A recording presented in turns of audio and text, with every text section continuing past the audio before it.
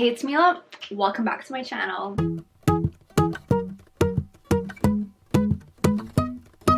This is a video that I've like wanted to do for so long, and like I finally said, okay, we're gonna do this. We're gonna like tick off every single booktuber. Like that's a goal for 2023. So today I'm gonna be bringing you a little reading vlog, reading Sara Carolli's 5-star reads.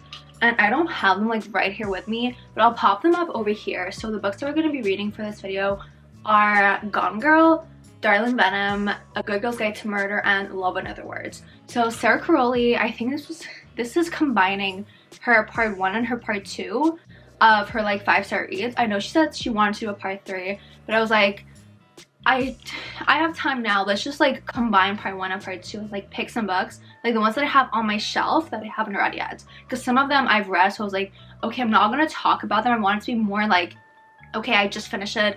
This is my reaction. This is what I think I'm gonna rate it. I'm actually like currently filming now that I have like finished reading all these books, and it was a wild ride. Like it was unexpected, but I'm really happy that I did this. I had a lot of fun. So yeah, before we get into it, all my socials I linked down below if you want to go hit me with a follow and just like see what I get to in my day-to-day life. Also leave a thumbs up for more bookish videos, subscribe, and let's get into reading Sara Carolli's 5-star reads. Should I? Yeah, I think I should turn the light off. If not, it's like, I don't know, it's weird with the light on. I just finished Gone Girl, and I think I'm gonna give this book 4.5 stars. So the writing is like tiny, right? It's tiny, it's like 400 pages, but it feels like so much longer because how small the writing is. But I just flew through it.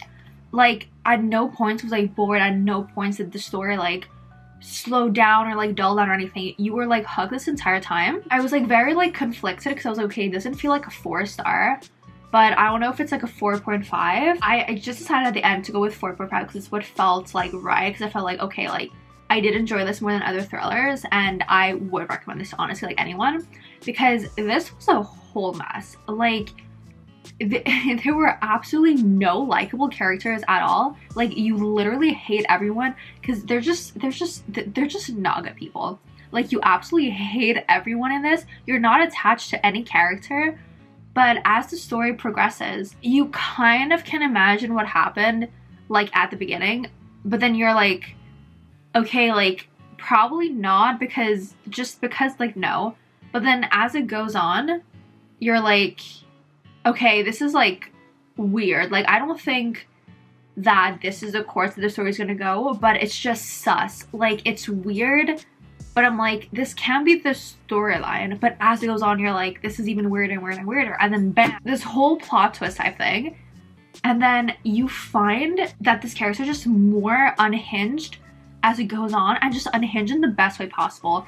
Like absolute psychotic behavior, but so interesting. Just like understanding the whole like mentality behind this person. Just absolutely unhinged. Like when I say unhinged, like crazy shit unhinged. I feel like what I really liked about this book was the just like unhingedness of this one character. A ladybug just like flew and landed on my book, and I'm like, bruh, can you like time and place. I thought it was a spider that fell from my ceiling. I was like, oh my god, what was I even saying? I honestly cannot remember what I was saying before that ladybug scared me to death.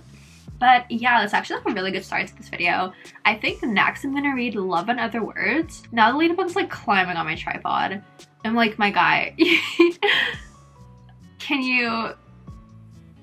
Yeah, no, he or she is just having fun in the tripod. Yeah, I think I'm gonna do Love in Other Words next. I'm really feeling like a romance. I'm currently filming this like the night before I'm going to a little weekend trip. So my plan is to try to finish Love in Other Words like tonight and tomorrow morning before I leave. Hopefully I can do it and bring you an update before I leave. If not, I can get an update in the chalet. So we're gonna see how fast I can read that. But I don't know, I'm kind of scared because I'm like, it's so many people's favorite book.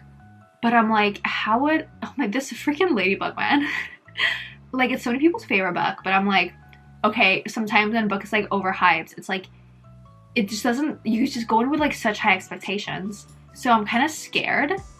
See what's gonna happen, but we'll see. We have just finished Love in Other Words, and I 100% understand the hype. Oh my freaking god. Like, I'm just gonna grab the book. I literally sat down and I basically read this entire thing like one day. I like sat down and I was like, you know what? Let's go. Let's just read. I think one thing that I really love is like childhood friends to lovers, because or I don't know if it's just like how Christina Lauren does it, because I also read in the holidays and it gave me very like in a holidays vibes, but like not holiday, like not surrounding a holiday, just like in the span of like a long time. I was never bored. I was always hooked. I was wanting to know what happened next. I was like turning pages left and right. I was just going for it. I read this so fast. I love it. I cried. Like when you get to the end and you, oh my god, like if you've read this, you know what I'm talking about.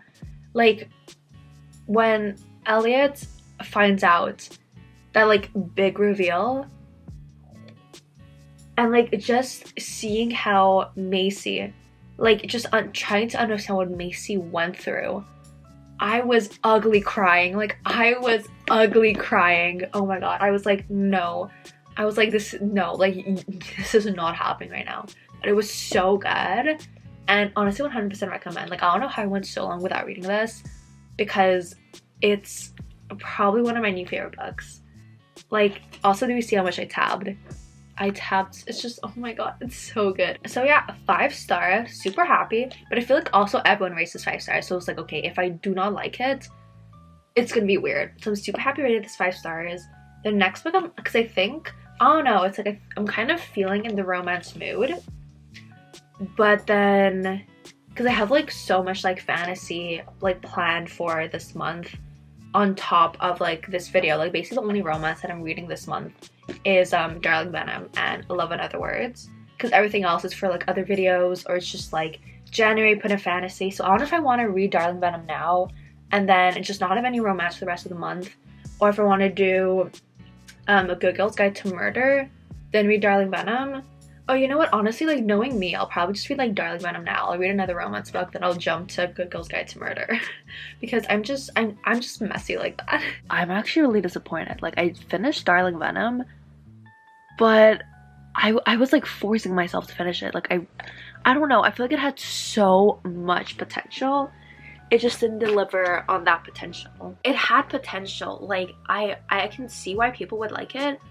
But given like what it talks about was like the main focus of this book, I was like, I kind of expected to cry, feel more like emotionally attached to the characters.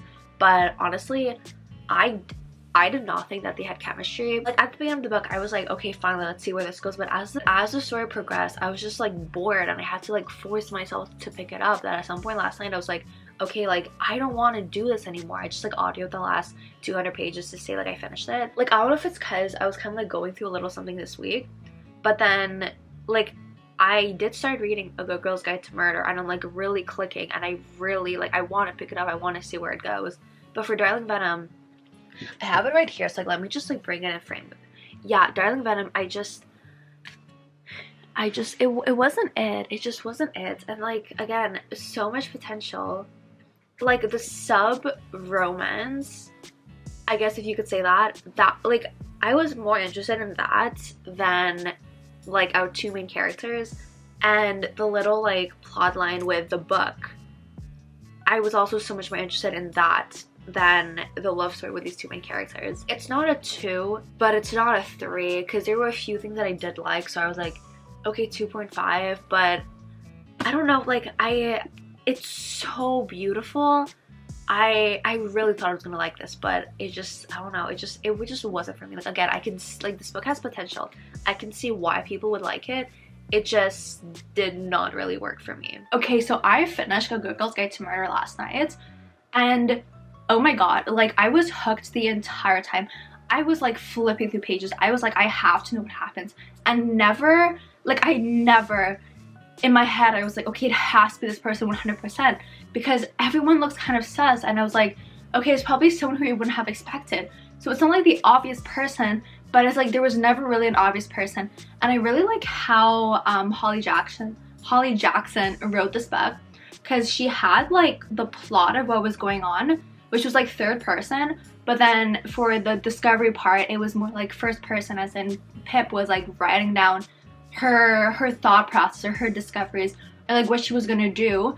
like case file type thing, and you had like interviews that were transcribed instead of like having them talk through like a normal like descriptive paragraph dialogue, if that even makes sense. But yeah, I really liked how this was done, and oh my god, like I'm so excited to read book 2 and book 3. One thing I'm kind of like nervous about is like, okay, this was so good, but like, is it gonna be like a copy paste of book 1?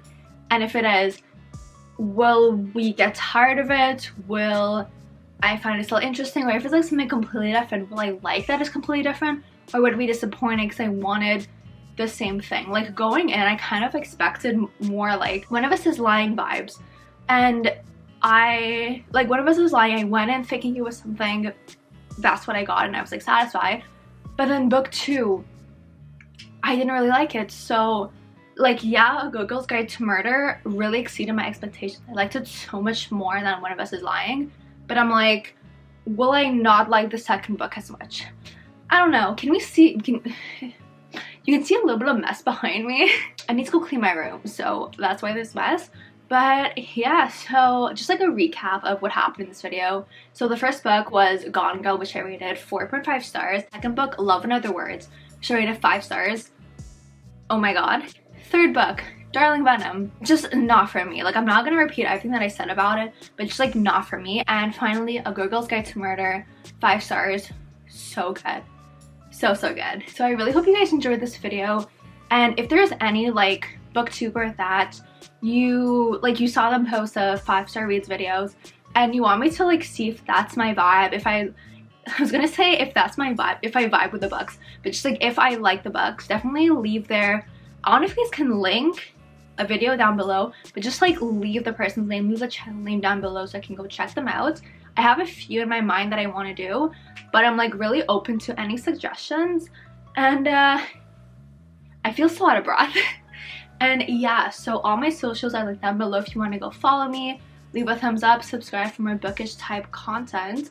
Stay safe, protect your vibe, and I'll see you all next time. Bye guys!